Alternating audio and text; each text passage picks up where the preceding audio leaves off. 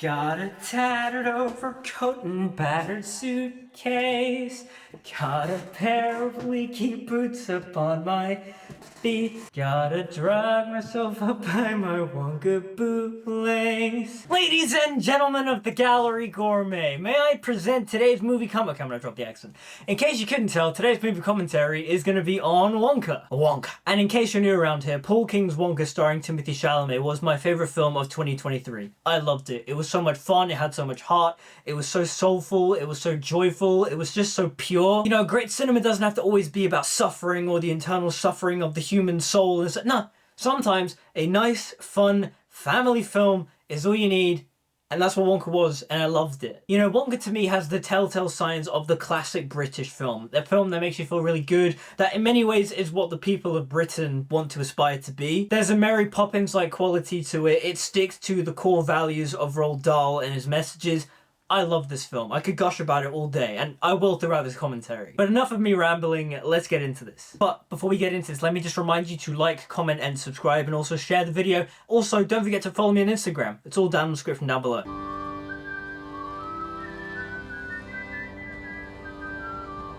Land ahoy! Just want to preface, this might be a bit of a sing-along. I'll try my best to make it sound good.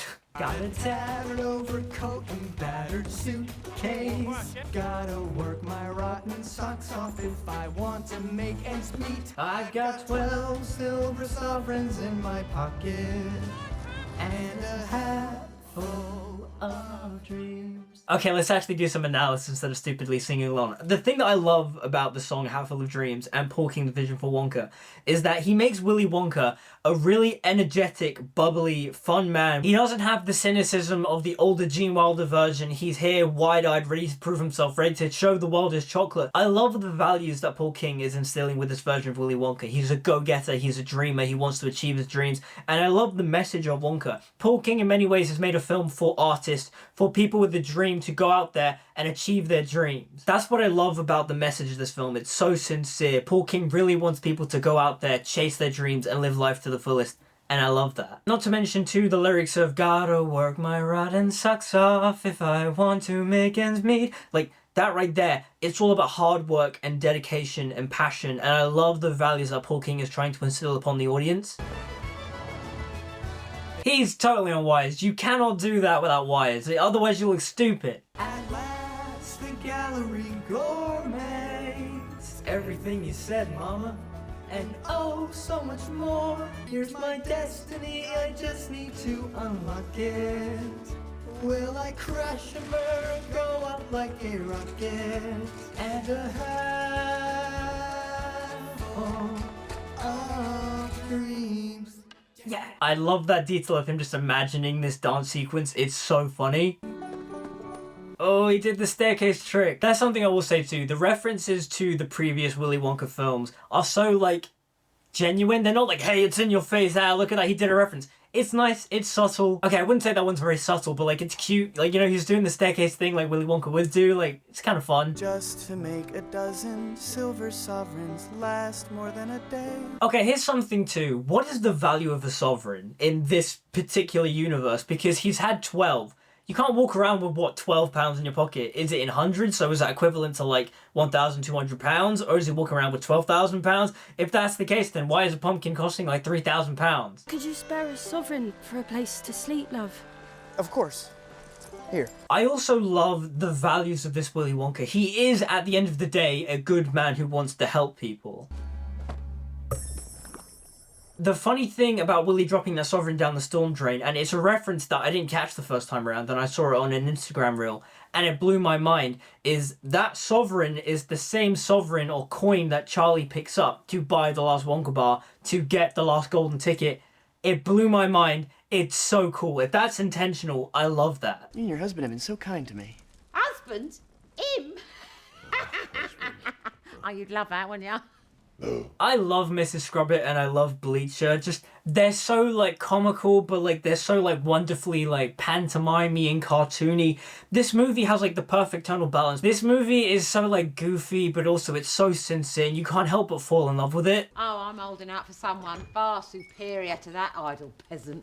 That idle peasant. You know, going into the film, I saw so many people hating on Timothée Chalamet, being like, why is he Willy Wonka? He's not quirky or zany enough to play Willy Wonka. I wasn't one of those people. I believed in him from the start. But I love the little quirks he adds to Wonka, especially in this film. He really plays up the magician angle to Wonka. But all that's about to change. Oh, yeah. You see, I'm something of a magician. I love his line delivery and the way he delivers the line of, but all that's about to change. But all that's about to change. It's so subtle. It's just like a little head nod and then like his lips like quiver or something. I can't really explain it, but like, you know, just, but all that's about to change. It really plays up the showman magician like angle, and I love that Paul King really leans into that, and I love that Chalamet leans into that as well. Again, I love the quirkiness of it. It's so like silly, it's so goofy, but it just works. That's what happens when a film knows its tonal identity. It's not trying to be one thing or another thing or trying to be everything.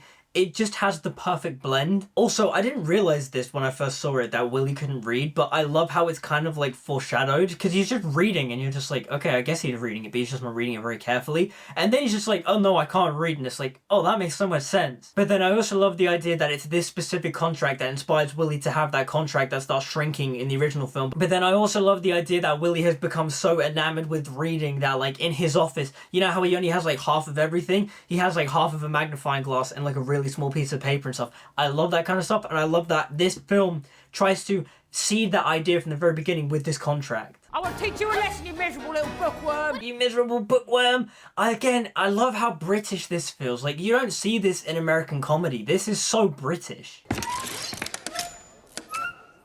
Ladies and gentlemen of the Gallery Gourmet. I may or may not know this scene off by heart, which I can't tell if that's embarrassing or not. Ladies and gentlemen of the Gallery Gourmet, my name is Willy Wonka, and I've come to show you a marvelous morsel, an incredible edible, an unbeatable, eatable the likes of which this world has never seen. So quiet up and listen down. No, scratch that, reverse it. I give to you the Hubberchuck.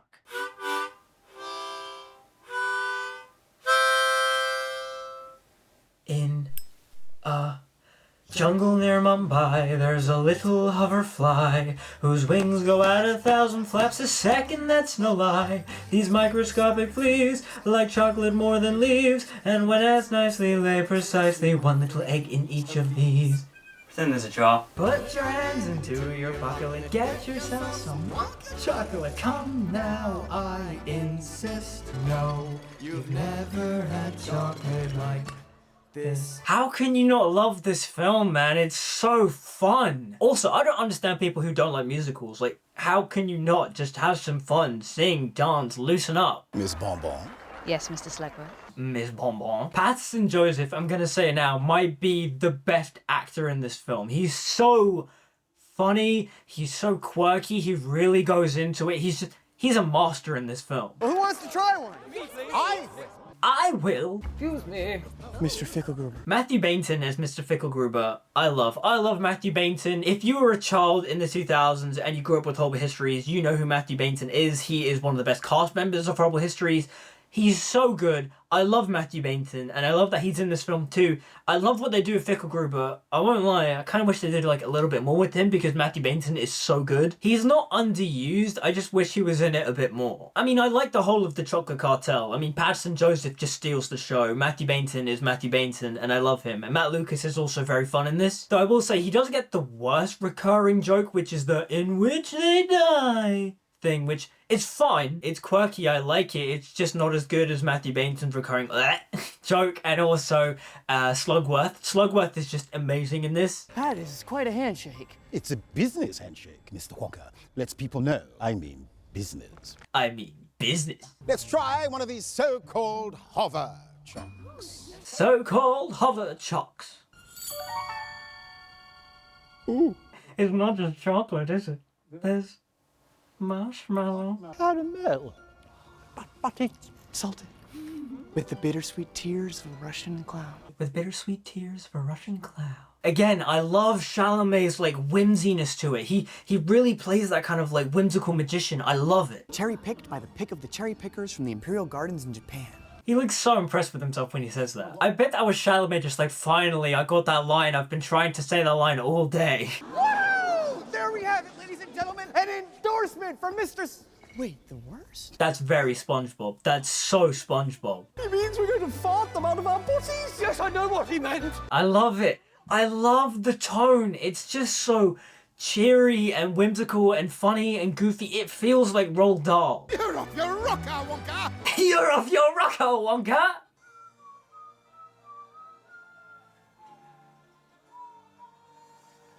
Nothing to see here.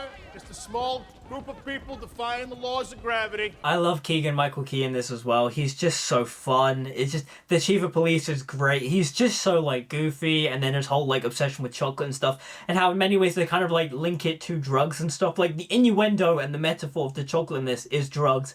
It's kind of great. I also love the kindness of Officer Affable. Again, Paul King is really just hammering home of be kind, be generous, think about other people, not just yourself. It's so good. I love the messaging of this film.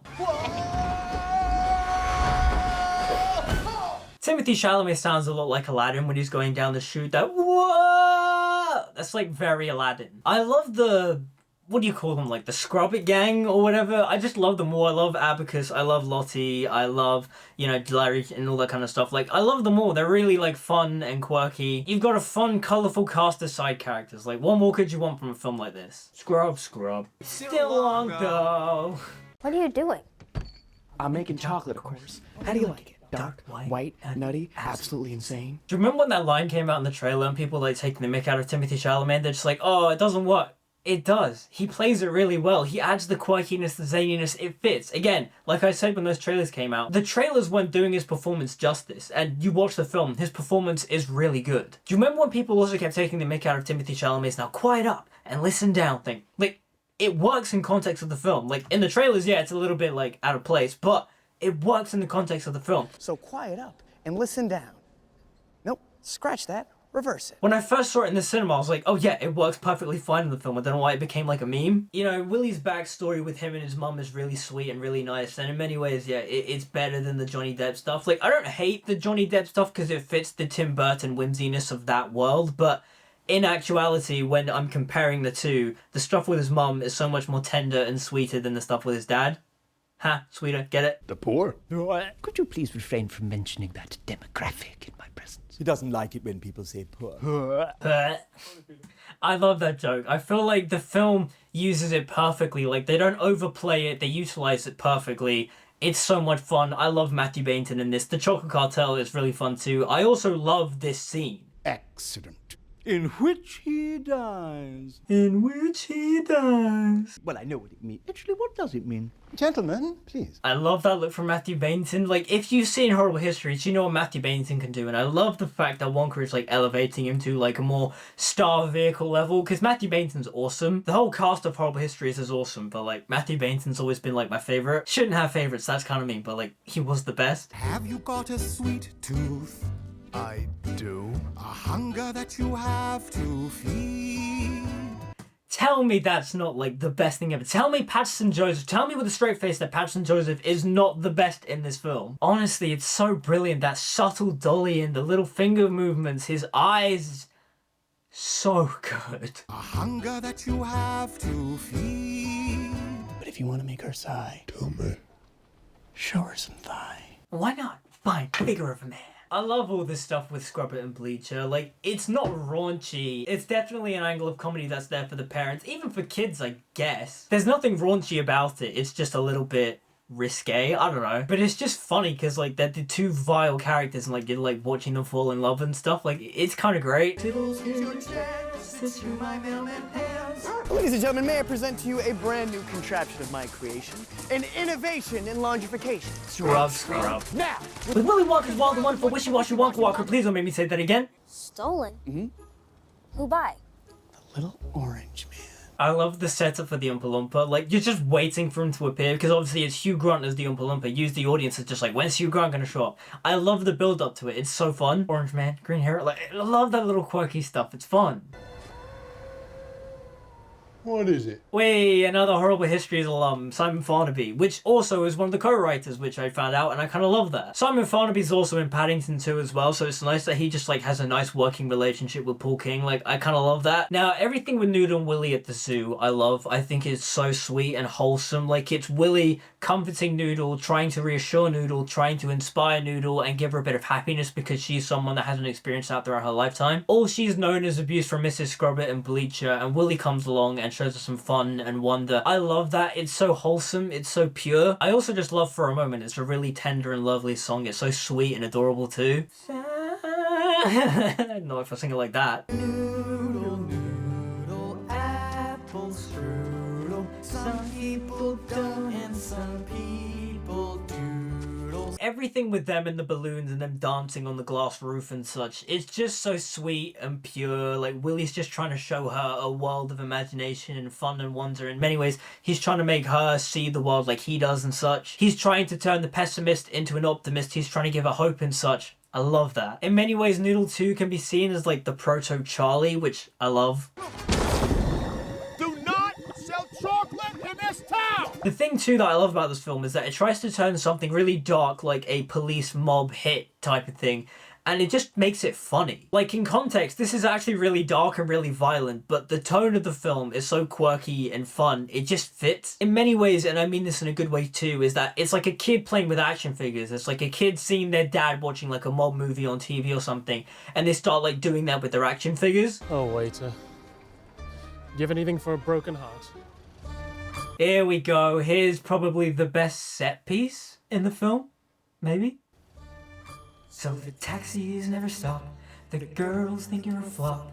You're wet and cold, you're getting old, your confidence is shot. They seem to look straight through it, but like it's something brown they found upon the bottom of their shoe. Well, there's chocolate. And there's chocolate. Put your hand into your pocket, get yourself some Wonka chocolate. Just pop one in and everything becomes a Broadway show. Put your hands into your pocket, get yourself some chocolate. Okay, fun fact, that bit isn't in the official soundtrack, which is kind of weird. It's like, why would you take that away? That part's really cool. Only Wonka drives a home right through our profit. Wonka. Again, I love the way Paterson Joseph just says Wonka. Like, tell me he is not the best part of this film. You've never had chocolate like this. Have you ever had chocolate like this? Like this. You know what? I get a weird Mandela effect with the way Timothée Chalamet sings that line, because there's some times where he sings it perfectly fine, and I'm like, okay, yeah, it's fine. Then there are other times where I listen to this song, and I just hear him go, have you ever had chocolate like this? And I'm like, why did he sing it like that? Like, vocally, he's very good throughout this film, but it's just this one moment where I'm like, Timmy, what happened here? So that's how you're doing it. This tiny bit here where the chief finds Wonka's handkerchief and figures out that he's using the sewers doesn't really play in terms of it being like a big significant consequence, because it's kind of like, oh, after that they're legitimate, it doesn't really matter. Also, I saw some articles complaining about the fat jokes in this film, and it's like, really? You're complaining about fat jokes? Like, I know we're supposed to be living in an age of, like, body positivity and stuff. Like, I thought the whole point of body positivity was that people aren't supposed to be walking around, like, super, like, athletic and, like, ripped and with, like, six-pack abs and stuff, because that's, like, unrealistic expectations. But then also, we shouldn't be promoting obesity because that's also an extreme as well. Also, it's a kid's film, like, lighten up. Funny little noun. How dare you? So the thing I will say about Hugh Grant as the Oompa Loompa is that I love him.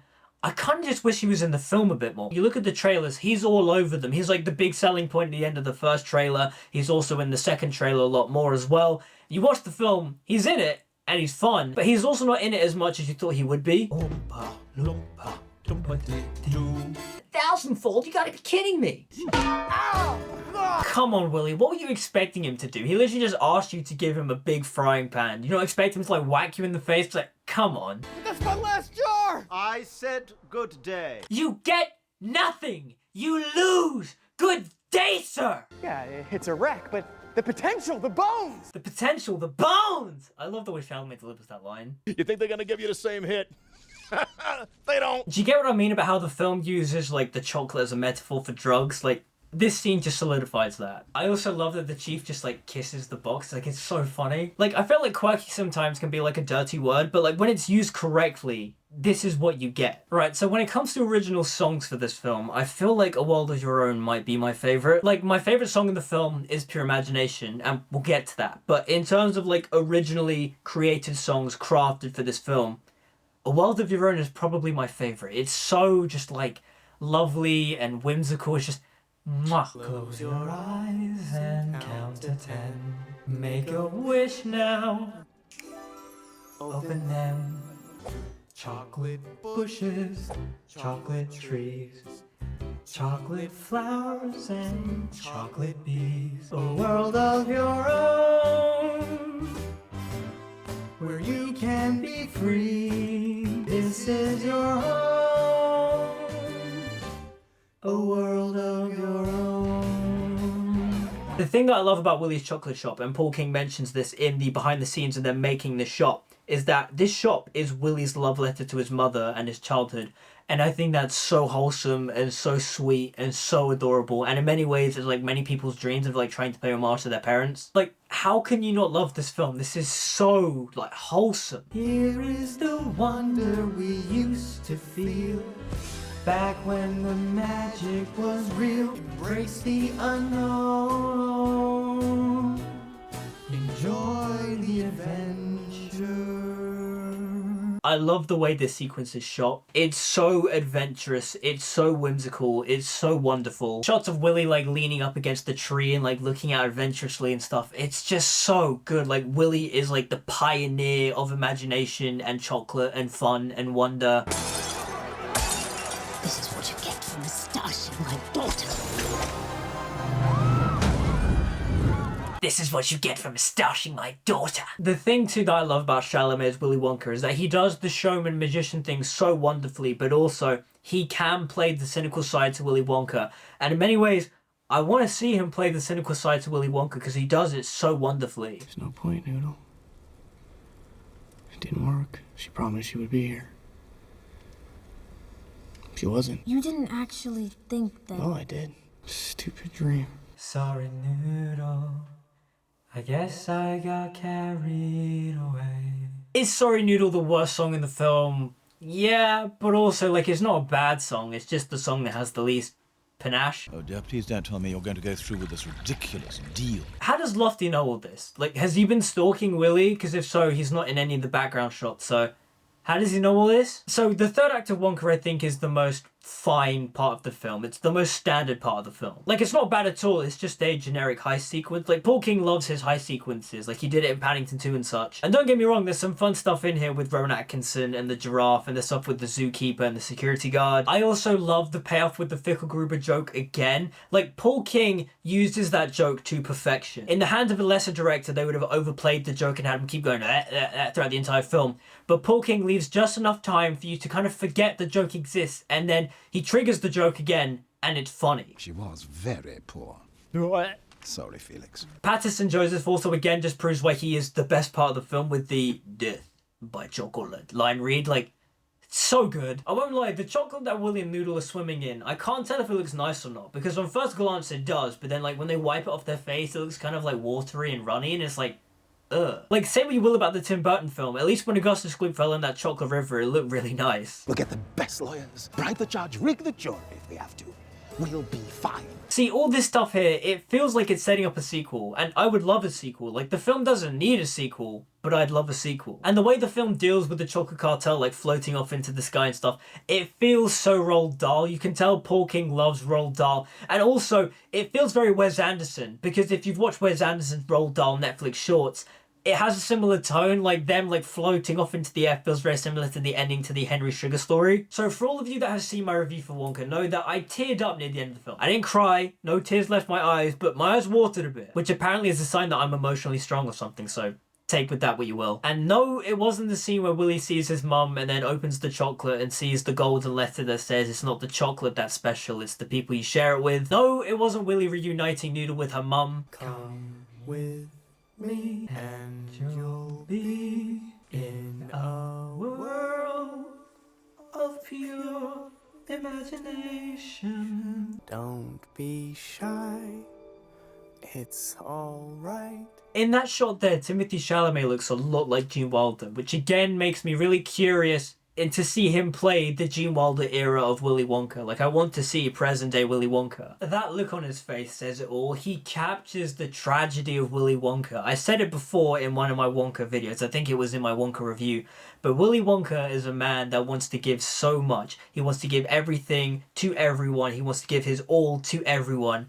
But at the end of the day, he has nothing for himself. He doesn't have a wife, he doesn't have a family, he doesn't have kids, which is why he does the golden ticket competition to find an heir in Charlie. There's that longing tragedy that's in Chalamet's eyes right here. And again, I really want him to play the older Willy Wonka. Because the thing about Wonka in this film, and Timothée Chalamet's performance as well, is that this is Timothée Chalamet unlike we've ever really seen him before. Because in his previous work, he's always the dramatic, serious, stoic, you know, the druggy guy in Beautiful Boy, or he's Elio in Call Me By Your Name, or he's Henry V in The King. He's the tortured Paul Atreides and such, but in this film he gets to be fun and light and free. But then there are moments where we get to see the dramatic side to Willy, and I love it. Like, again, I want to see him play the cynical Willy Wonka. But no, we still haven't got to the part that has made me cry yet, but it's coming up. So goes a good deed in a weary world. Just realised that that's a reference to Willy Wonka and the Chocolate Factory, where Charlie gives Willy the everlasting gobstopper, and Willy's like, you know, so goes a good deed in a weary world. Come with me,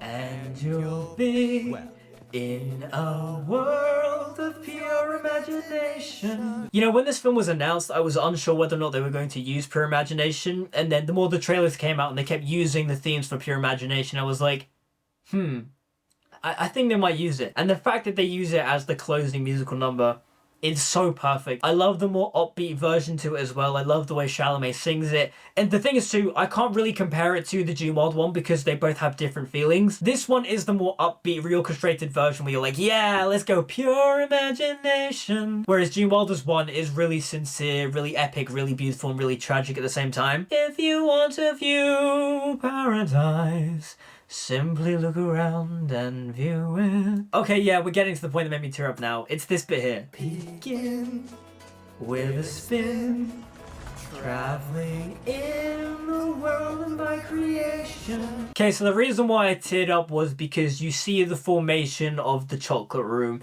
That film, Willy Wonka and the Chocolate Factory, was one of my childhood favourites. I watched that film all the time. And seeing the chocolate room being built before my very eyes, yeah, it triggered something in me. It triggered some kind of like nostalgic bias or whatever you want to call it. I loved it. If you want to view paradise, simply look around and view it. Anything you want to do it. That was very Super Mario, and I kind of love that. There is no life I know to compare with pure imagination. That's me, one of those dance machines in the arcade. There is no life I know. Wish to be. Oh, Puffy, Wuffy.